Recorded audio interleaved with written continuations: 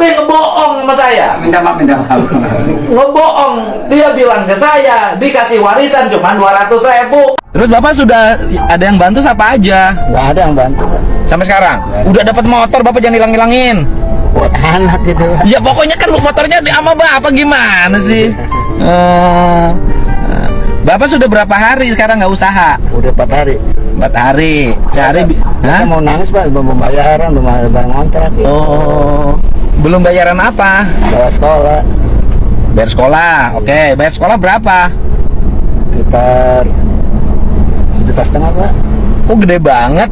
Udah 4 bulan udah bayar. Bukan sebulannya berapa? Kok 4,5 juta? 1,5 juta? 1,5 juta belum membayar. Katanya berapa bulannya? Katanya 200. 100. Harus dipastiin dulu, saya yakin bukan sekolah negeri deh. Bukan nih Bapak. Ini negeri. Nggak mungkin Pak, sekolah negeri SD bayar 200. Nggak mungkin Pak, SD. Nanti saya cek di sekolahnya. Nah, satu bayar sekolah 200 kali berapa bulan? Udah sebulan Pak. Bapak ini 4 bulan apa sebulan sekolahan? Belum bayarannya? Sebulan. Hah? Sebulan. Berarti 200 dong, Iya. bukan 1,5 juta. Iya. Jangan ngarang, gimana? Iya. Kalau ingin hidup maju harus jujur. Dari dulu kontrak enggak, Pak? Apa? Rumah sendiri, Sekarang rumah sendiri. cuma sendiri karena sekarang dapat bantuan Rutilahu. Sebelum kejadian udah dapat Rutilahu Pak. Oh, Babe bilangnya ngontrak, bohong sih. Kenapa sih Babe bohong terus? Minta maaf. Bukan urusan minta maaf, Babe nggak boleh bohong. Iya. Jadi Babe itu rumah sendiri. Rumah sendiri Pak. Tapi hancur rumahnya. Ya, modal terserah, ntar dulu, urusan hancur gak hancur, ntar dulu. Iya. Rumah sendiri, tanahnya tanah sendiri. Tanah sendiri, Pak. Dan dulu si Babe tanah sendiri dari mana? Dari bapaknya, Dari orang Jombang Pak. dari orang tuanya. Jombang. Berarti dikasih tanah. Rumah Pak. Rumah. Dibeli rumah dari orang tuanya. Oh, Babe ngebohong sama saya. Minta maaf. Ngebohong. Dia bilang ke saya dikasih warisan cuma 200.000. Rumah Pak. Padahal dikasih rumah. Tahun 2007 tuh Babenya beli rumah situ. Iya. Berapa harga zaman itu? Zaman itu kurang lebih bahasa 40 juta. Sebentar dulu. kurang lebih bahasa 35-40 Pak. 40 jutaan. Babe kembali bilang, ya kan? Iya. Ya kan hanya kebagian 200.000. Rumahnya dijual 40 juta. Yang di Jakarta Iya. dia kasih 200.000 doang. Nah, itu dibeliin rumah. Jadi gue buka orang tua saya. Babe Itu dong. nggak boleh. Iya. Nggak boleh. Nggak, maksud saya, Babe nggak boleh bohong. Iya, minta maaf. Jujur ini gue nggak ngerti ya, apakah Bapak Sudrajat ini tipe orangnya memang seperti itu ngomongnya atau memang karena faktor usia. Jadi ini Pak Sudrajat ini makin kesini tuh omongannya itu kayak semakin berbeda-beda, kayak dibuat-buat gitu, yang membuat netizen sekarang ini udah kayak nggak respect lagi gitu. Nah, jadi di podcast ini bersama KDM itu menanyakan apakah sudah ada banyak orang yang membantu. Lalu Bapak ini bilang belum ada orang yang membantu. Nah, langsung dibalas sama oleh KDM ini, Bapak Sudrajat ini dikasih motor sama Kapolres Depok. Lalu Bapak Sudrajat ini mengatakan bahwa ya itu motor untuk anak saya, dipakai oleh anak saya, kata gitu. Nah, intinya kan sudah dapat motor Pak, kata KDM. Lalu disampaikan lagi oleh Bapak Sudrajat ini bahwasanya dia harus membayar uang sekolah anak yang sekolah gitu selama 4 bulan yang jumlahnya itu 1.500.000. Nah, makin diulik lagi sama oleh KDM ini, ujung-ujungnya uang sekolahnya itu yang belum dibayar itu cuma 1 bulan, yaitu 200.000. Lalu kemudian Pak Sudrajat ini mengatakan kalau dia itu rumahnya itu ngontrak. Nah, kemudian Bapak KDM ini pun memberi uang bantuan begitu sekitar 10 juta ya untuk bayar rumah selama 1 tahun yang per bulannya itu adalah 800.000 ya, yang jumlahnya 9.600.000. Lalu diberi lagi 5 juta untuk bantuan modal oleh KDM. Lalu terkait dengan dagangannya ya, si bapak ini mengatakan bahwasannya dia itu pedagang es gabus itu cuma menjualkan aja, ada bosnya. Begitu juga dia sampaikan ketika Bidan Seruni datang memberikan bantuan kepada Bapak Sudrajat ini. Dia mengatakan bahwasannya dia itu cuman menjualkan es ya, menjualkan es orang seperti itu. Namun di video ini ya, dia mengatakan bahwasannya untuk bahan-bahannya itu semuanya dia beli sendiri. Yang pada intinya itu ya, bapak ini jual es itu adalah bikin sendiri, bukan ada bosnya. Nah, yang lebih gongnya lagi, masih podcast bersama KDM ya. Di sini diundang RW dari Bapak Sudrajat. Ketahuanlah di sini bahwasanya Bapak Sudrajat ini tidak mengontrak melainkan rumah sendiri.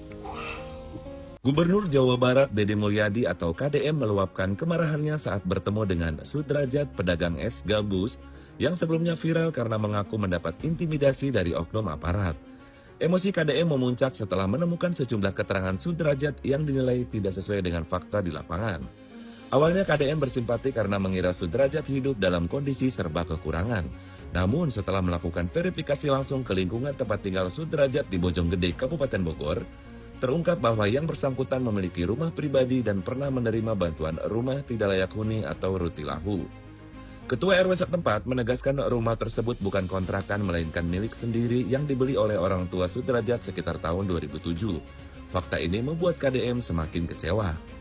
Dalam pertemuan itu, KDM menggebrak meja dan menegaskan bahwa persoalan utama bukan soal ekonomi melainkan kejujuran.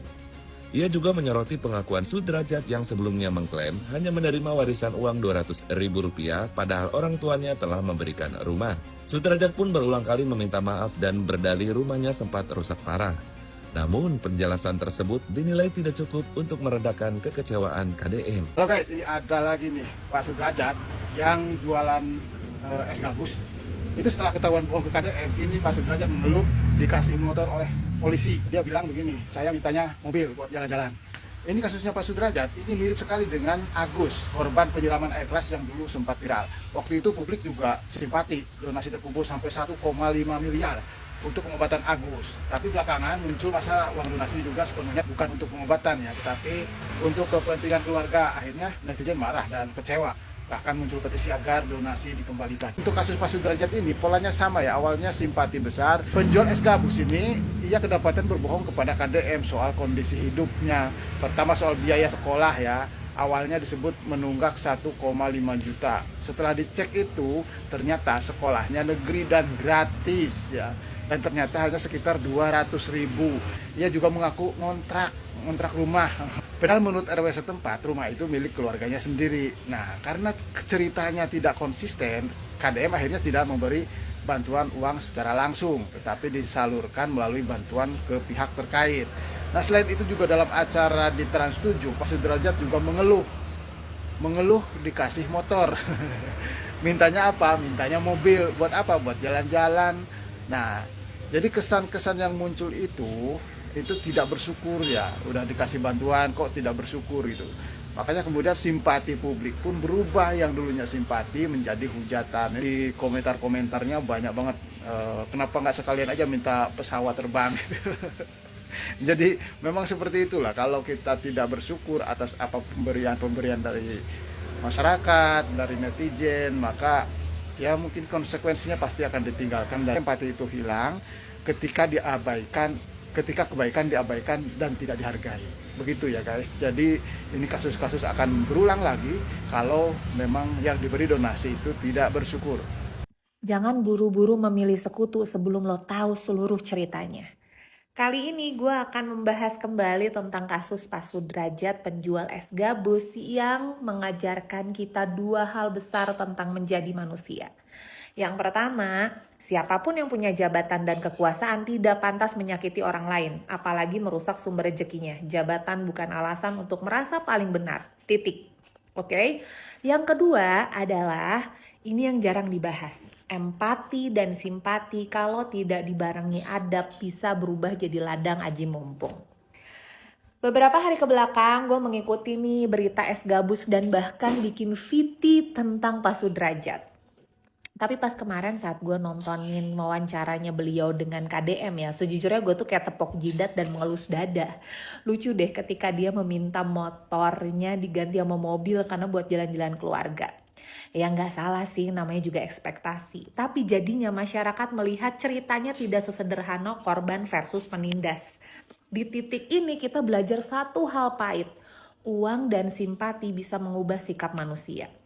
Awalnya minta dimengerti, lalu minta dibantu, lama-lama minta diturutin. Kalau kata orang tua dulu, dikasih hati minta jantung. Dan maaf ya Pak, ini bukan soal miskin atau kaya, tapi soal adab saat menerima kebaikan.